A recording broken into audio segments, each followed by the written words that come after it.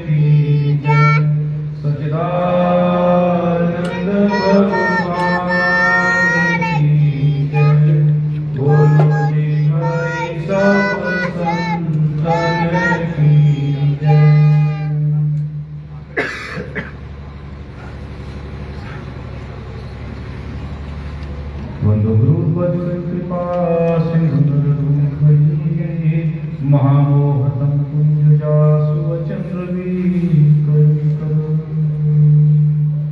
सर्ववेदान्तसिद्धान्तोज्ज्वलं पूज्यं गोविन्दं परमानन्दं सद्गुरुं तं प्रणतोऽस्म्यहम्। ना कुछ किया न कर सकूं, ना कुछ करने को, जो कुछ किया सो आप किया, प्रभु आप ही करने हो। जो कुछ किया सो आप किया, प्रभु आप ही करने हो। बोल श्री सद्गुरुदेव महाराज की जय। सच्चिदानंद भगवान की जय। बोलो श्री भाई सब संतन की जय।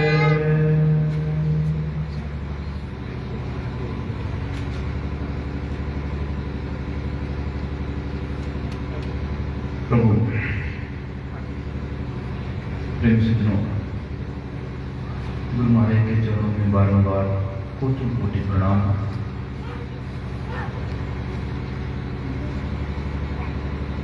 सबसे पहले आज के पावन अवसर की आप सबको बहुत बहुत बधाई,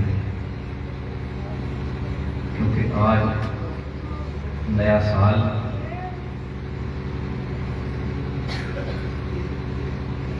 कहने को आज नया संवत 2082 शुरू हुआ। चैत्र शुक्ल प्रतिपदा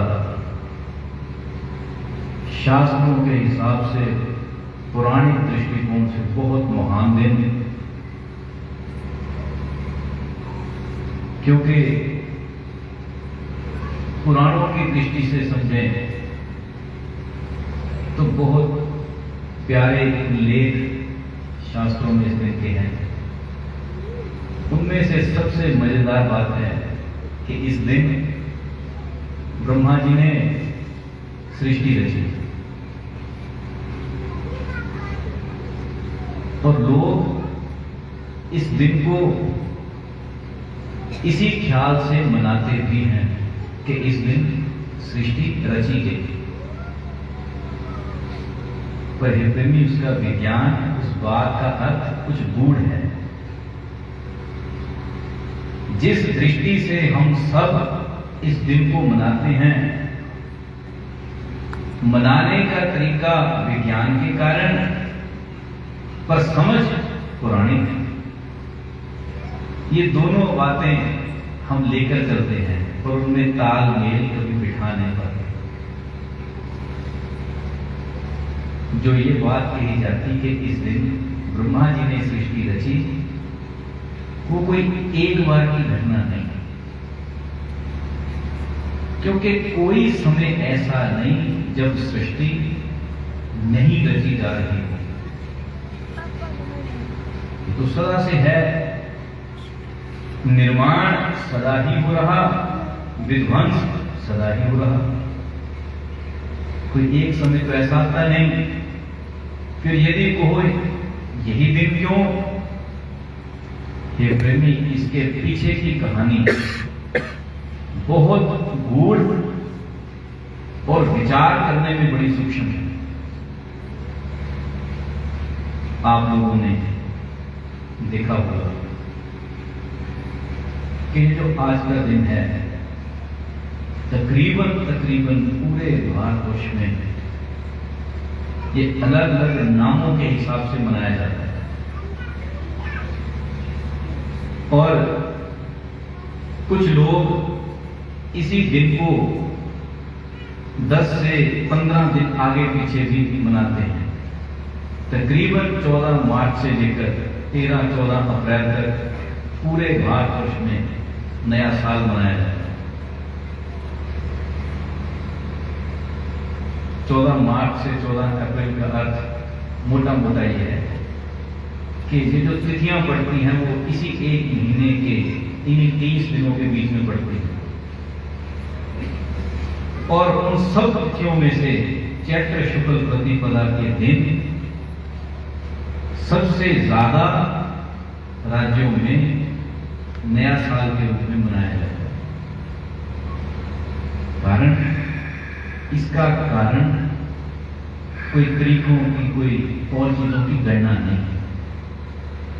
ये किस चीज की गणना है?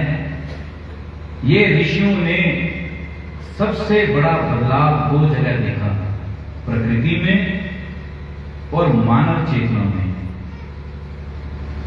जहां चलकर ये दोनों बदलाव जिस दिन, जिस स्थिति को ये बहुत बड़े स्तर पर देखे जाते हैं, उसे नया साल करके मनाया जाए। ये मोटे मोटे अर्थों में समझने की बात है।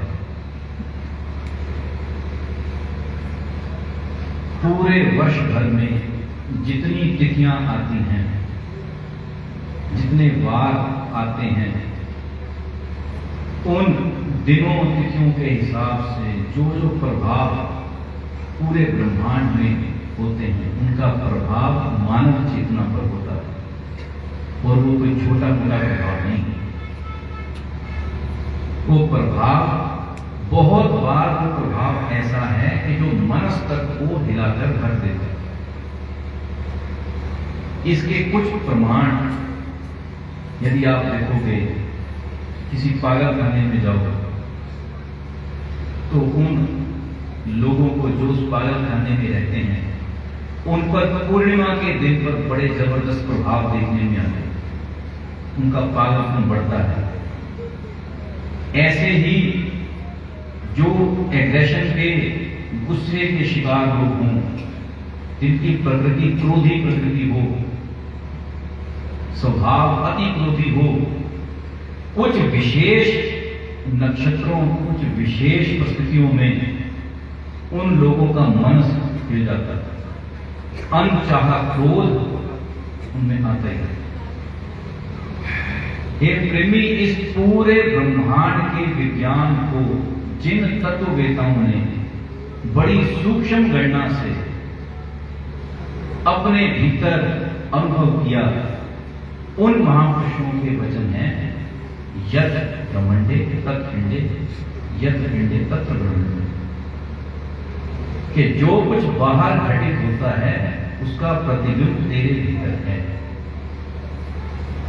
और जो कुछ तेरे भीतर है उसकी संरचना बाहर दिखाई पड़ेगी। ये उन ऋषियों के द्वारा नियत किए हुए समय की गणना है। और इस नए साल का अर्थ रात के 12 बजे से नहीं, इस नए साल का अर्थ जब से है, सुबह से है। ये वो नया साल नहीं कि रात 12 बजे तो तुम पटाखे चलाओ। जैसे ही सूर्योदय हुआ, प्रतिपदा की तिथि आई सूर्योदय के साथ, तो कहा गया नव वर्ष आ गया। अब हे प्रेमी, इस नव वर्ष में कुछ ऐसी विधियां इजाद हो रखी जिसका लोग प्रयोग करते हैं कि यदि कोई व्यक्ति प्राणों में सही अर्थों में संचरण करने वाला हो, उतरा हुआ हो, तो लगभग मोटा मोटा वर्ष भर का हिसाब लगा सकता कि आने वाली अगले वर्ष की चैत्र शुक्ल प्रतिपदा तक मेरा जीवन कैसा रहेगा। ये कोई साधारण मनुष्य भी कर सकता है, इसके लिए कोई रॉकेट साइंस नहीं है, साधारण। और दूसरी बात, सनातन के जो जो भी पर्व हैं, उनकी एक खासियत है कि उनका संबंध कभी भी केवल गणनात्मक नहीं, उनका संबंध मात्र कितना है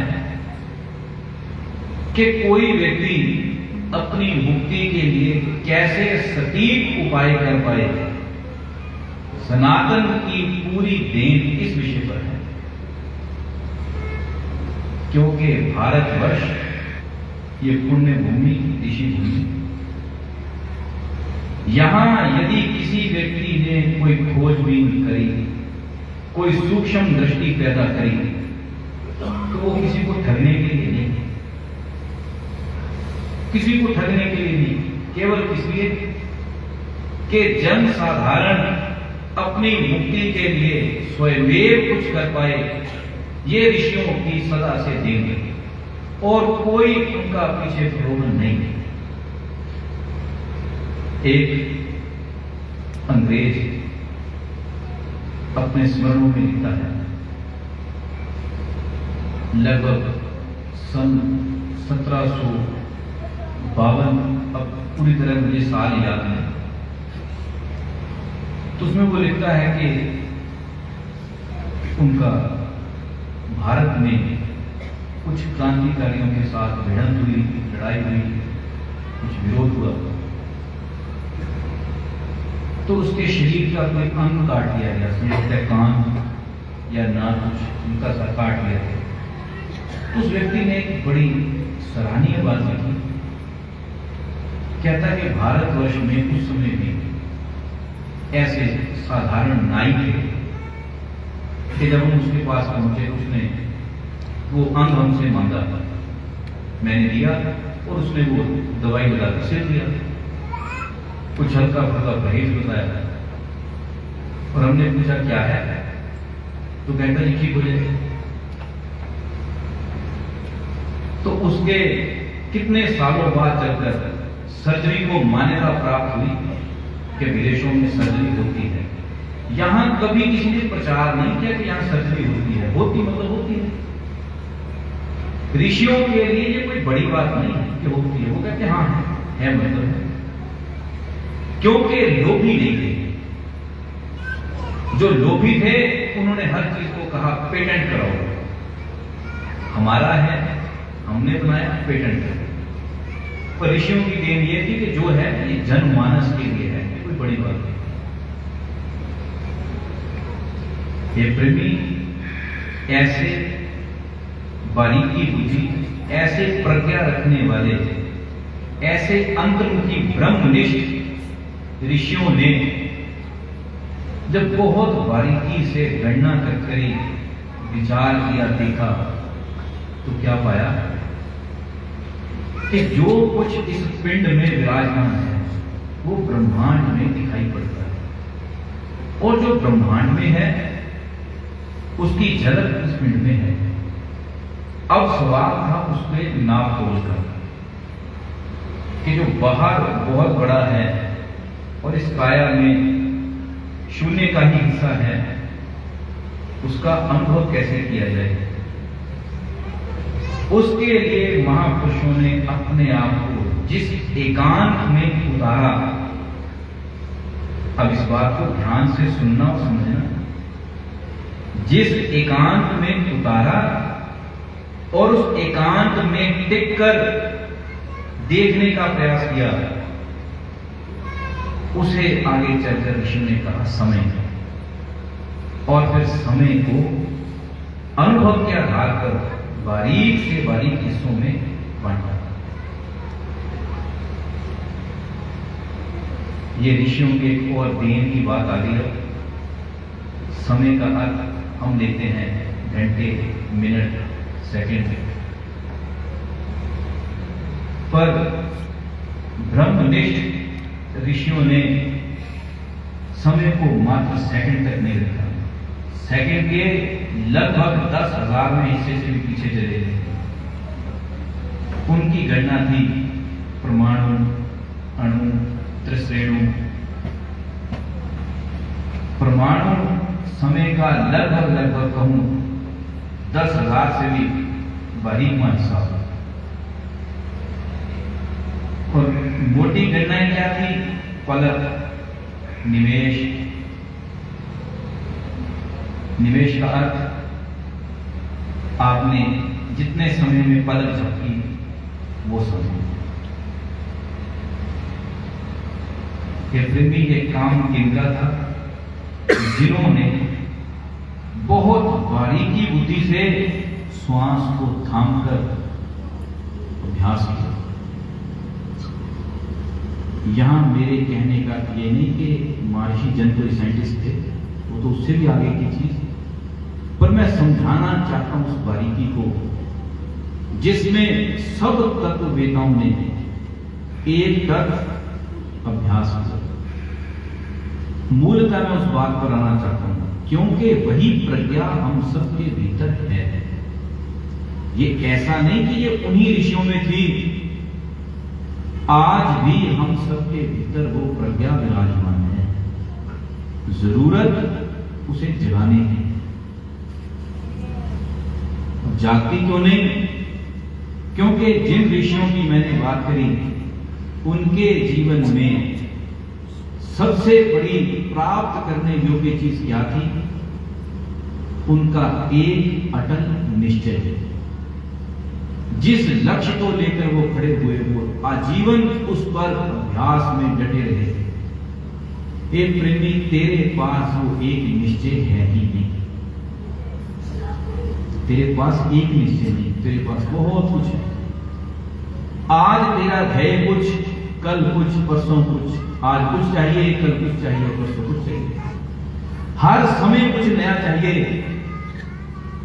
और कैसा चाहिए? जैसे जैसे मन के भाव बदलते गए वैसा वैसा चाहिए। भक्त कौन, ऋषि कौन? जो एक पर टिक गए।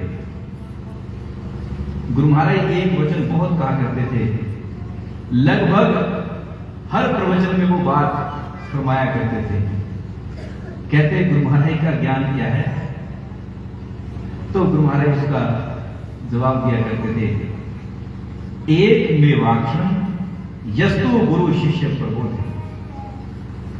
कहते मात्र एक जिसका गुरु महाराज अपने शिष्य को बोध देते हैं।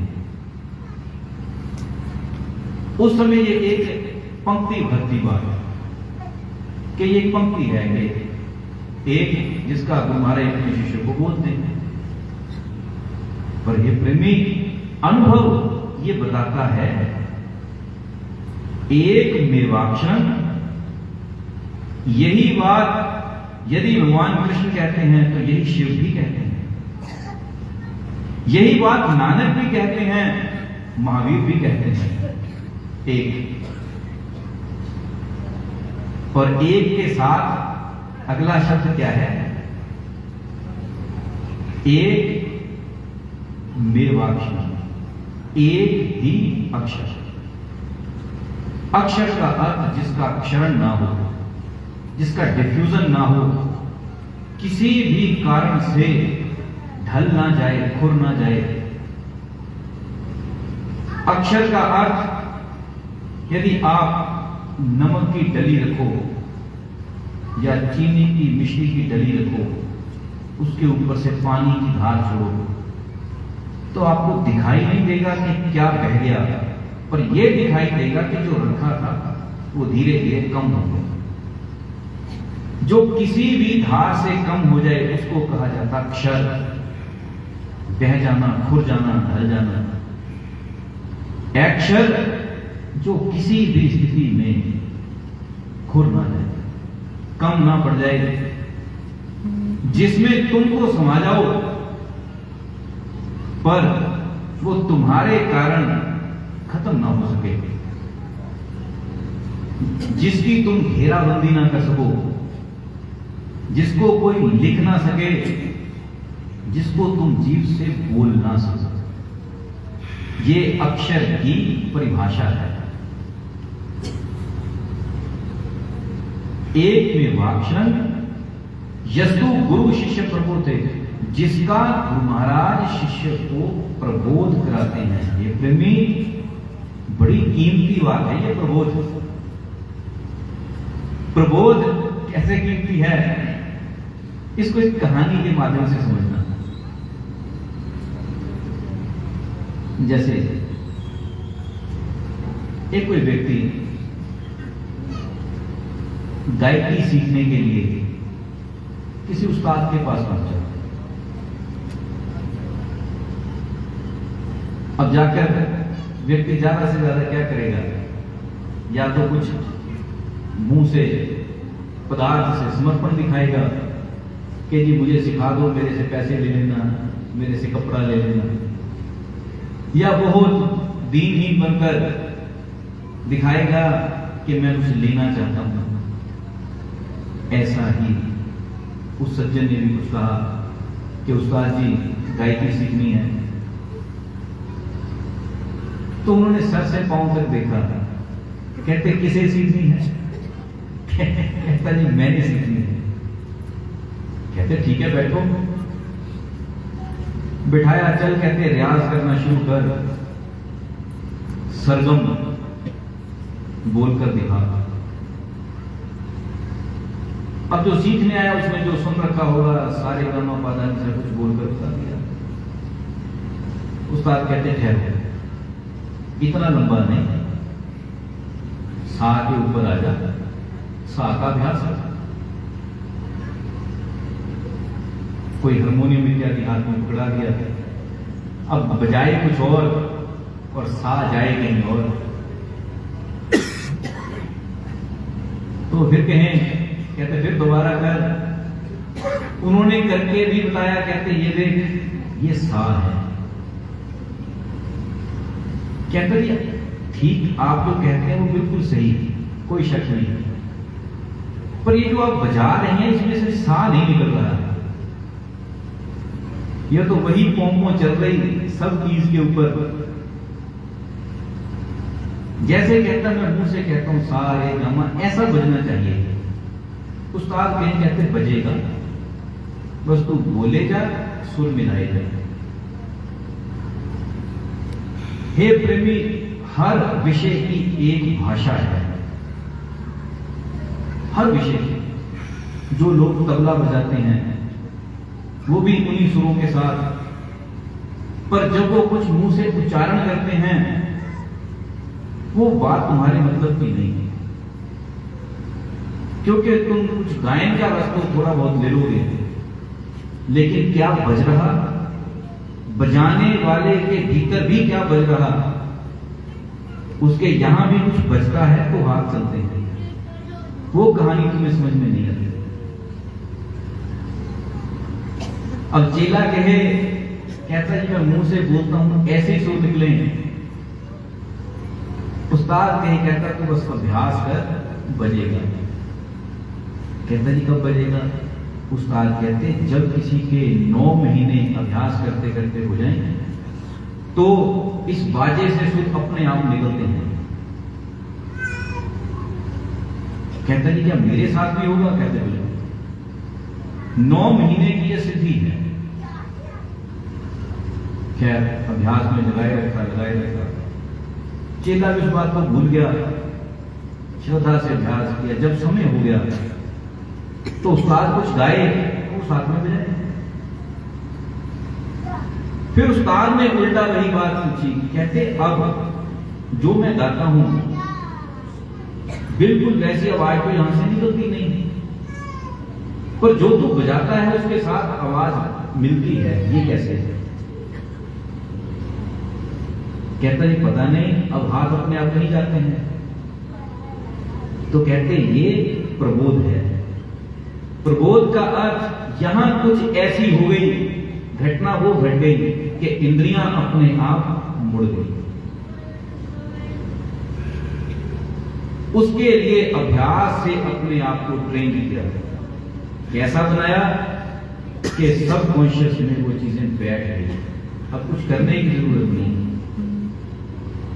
यदि आप कभी मीराबाई को पढ़ो, कबीर को पढ़ो, नानक को पढ़ो, उनके वचनों में ऐसी ट्रेनिंग मिलती है, उनके वचनों में ऐसी ऐसी बात मिलती है कि उन्होंने अपने आप को कैसा बना लिया कि वो जहां बैठते हैं, जहां जाते हैं, जो करते हैं, वो चाहकर कुछ ऐसा नहीं कि कबीर जानबूझकर कोई भजन गा रहे, मीरा जानबूझकर नाची, ऐसा नहीं। सहज हो गए, इतने सहज हो गए, इतने स्वाभाविक हो गए कि वो चीज उनके स्वभाव का हिस्सा बन गई। जैसे आप लोगों में से कुछ लोग ऐसे होंगे कि वो बार बार पर गाली देते होंगे, कुछ बात नहीं, सहज गाली, उनको पता ही नहीं लगा यदि कोई उनको कहे भी कि भाई तुमने इतनी लंबी तो बात ना करी, जितनी गाली दे दी, तो वो कहेंगे अच्छा मैंने गाली दी।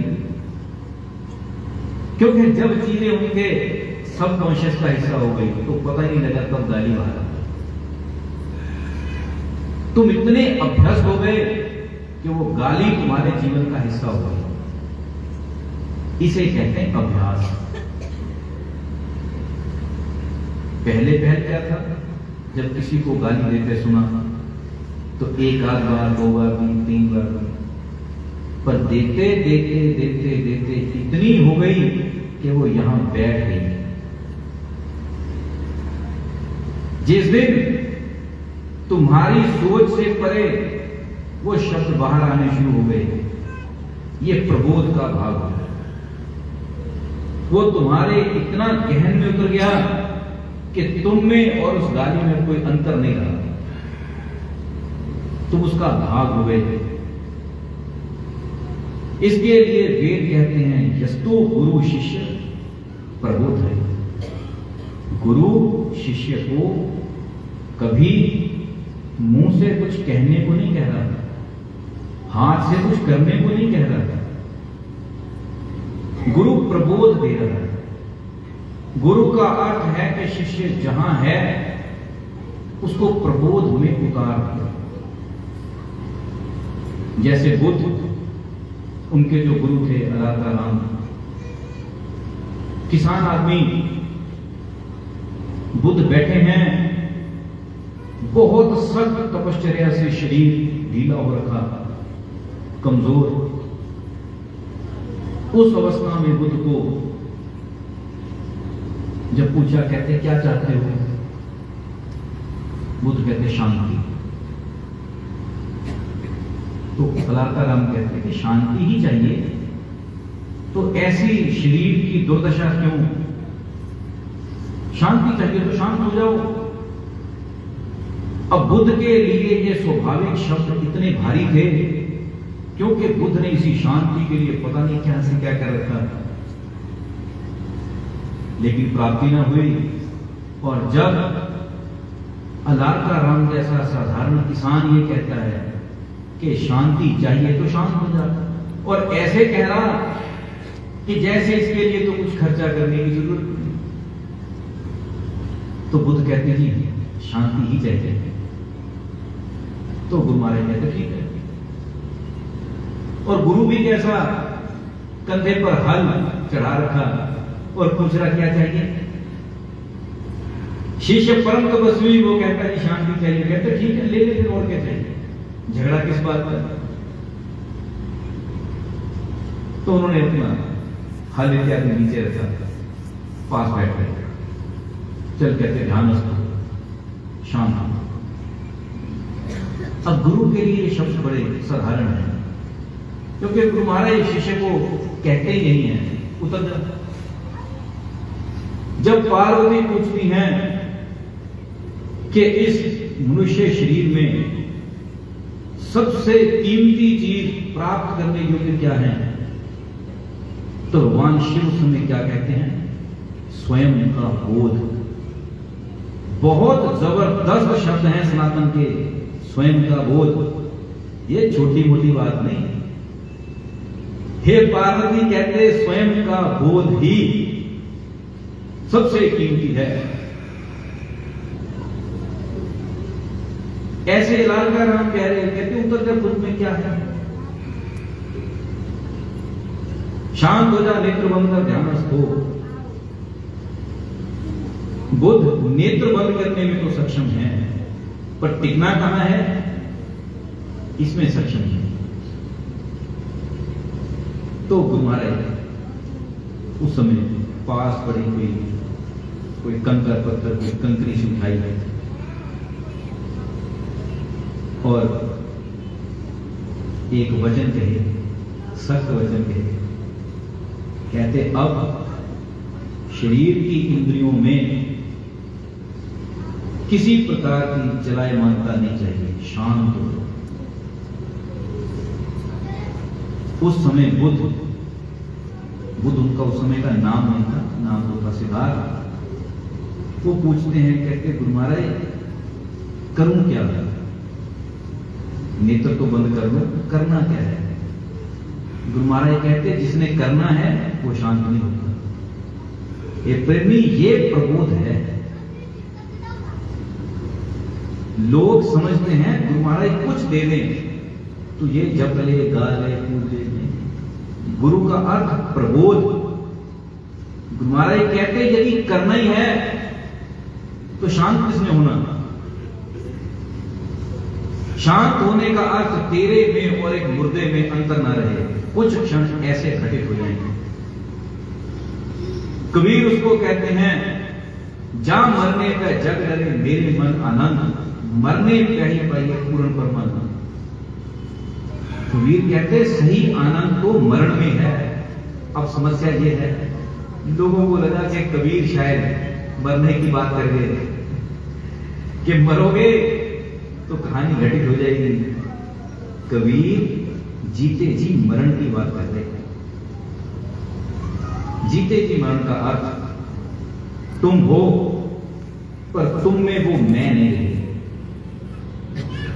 तुम हो पर तुम्हारे भीतर वो तत्व हट गया जिसने तुम्हें तुमसे दूर कर रखा। गुरु महाराज एक बात समझाया करते थे, कहते कि जीव किस समय जागता है? जिस समय उसमें से मैं की बदबू हट जाए। ये बात थोड़ी गूढ़ है। जब उसमें से मैं की बदबू हटी तो तुम की खुशबू जाती है।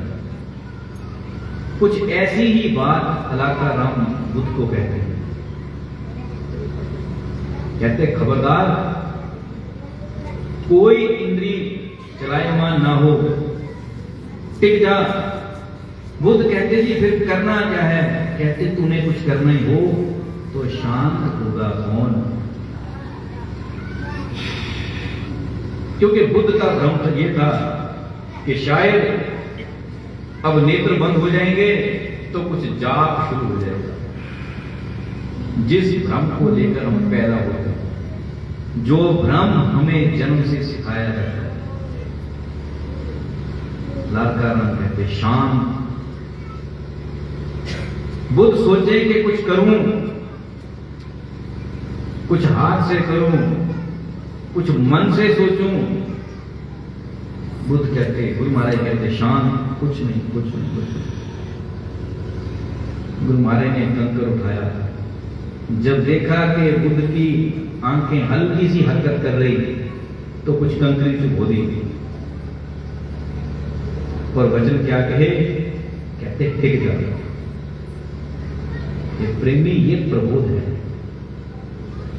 प्रबोध का अर्थ तू टिक जा बस। एक में वाक्षरन, एक ही वो अक्षर। यहां अक्षर से मेरा मतलब कोई अल्फाबेट मत ले लेना। 16 स्वर 36 व्यंजन जो उसकी बात नहीं है। ये फिर ध्यान रखना, अक्षर कोई ABC ना, ऐसा नहीं। अक्षर कोई लिखा जा सके ऐसा नहीं। यहां अक्षर का अर्थ ध्वनि सूचक।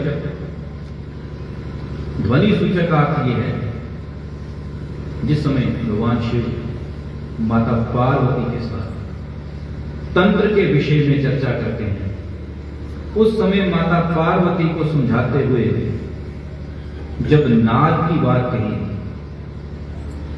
तो भगवान शंकर वहां बड़े प्यारे अक्षर में क्या कहते हैं? कहते गूंज। ये प्रेमी, गूंज का अर्थ आप समझते हो। अब यदि मैं पूछूं कि गूंज का अर्थ क्या है, बताओ। दो परिभाषा क्या दी जा सकती?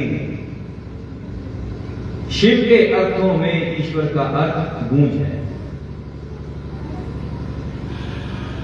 इसे परिभाषित नहीं किया जा सकता क्योंकि ये अक्षर है। गूंज का अर्थ वो ध्वनि जो तेरे प्राणों में समाई है, जो तेरे सर से पांव के मुद्दे तक समाई है। पर इसे पकड़ेगा कौन?